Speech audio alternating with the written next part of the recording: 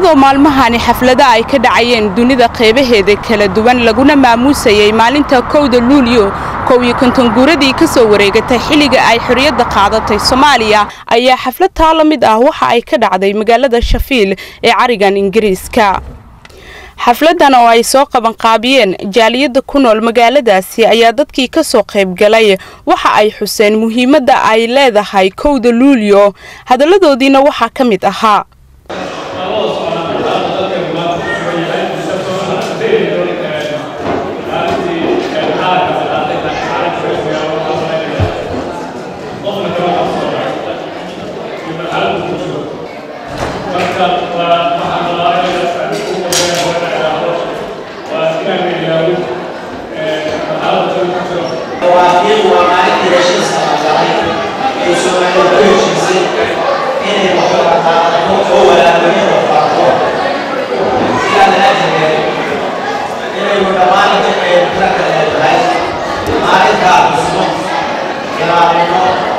First off, I'd like to congratulate you and happy anniversary for your independence yesterday, I believe.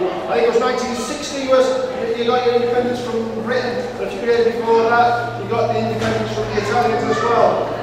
سيد حقيقة أمة الصومالية وحلاها سبحانه وتعالى هو من يستيقظ أول أنا لهم ملقبا رب عز وجل وإنه وافقين وحن الله كبر يمنا فهنو أنا كفا يسمو نغيرات قوة الكينة يمكن أن لنا وقالوا بالله ولا يا إله لوا أي مقام طوام كانوا أي مجيب لازمه وعلى سقوطه صدق عبس كان يستعد الإعلام أي مجيب صاروا أي مجيب تعودون إلى وقت يستعلمون حقوق المنطقة وضد وقت أي طوام وحليل ديوان حسن وحان كما يعبر هيسيات runtii maanta aad ugu faraxsanahay xafladan kooyka guuradii ka soo wareegtay maalintii xorriyadda Soomaaliya ay dib noogu soo laabatay.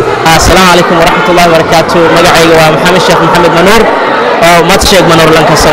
ma sha Allah shucuurteena aad ay u kacsan tahay. waxaan maanta u dabaaldegayaa munaasabadda 1 Luulyo iyo 26 Juun oo lamaansan taas oo ay tahay maalintii labada gobol waqooyi iyo koonfur ay midoobeen. xafladda maanta si wacan ayay u dhacday waana maalin farxad leh ummadda Soomaaliyeed meel kasta ay joogtana waxaan u dilaynaa hambalyo. Isteexa Cabdalle waxaan ku noolaa waddanka Sheffield waxaan maanta qiradayda aad u kacsan tahay inaan ka dabaaldego 1 Luulyo. waxa la yiraahdaa Cabdishakuur Cali Warsame maanta waxaan ka soo qayb galay xafladda 1 Luulyo ee lagu qabanayo magaalada Sheffield waxaan leeyahay sanadkan sanadkiisa Ilaahay ha naga dareenkaydu waa fiican yahay hooyo waxaan u hambalyeynaa Soomaali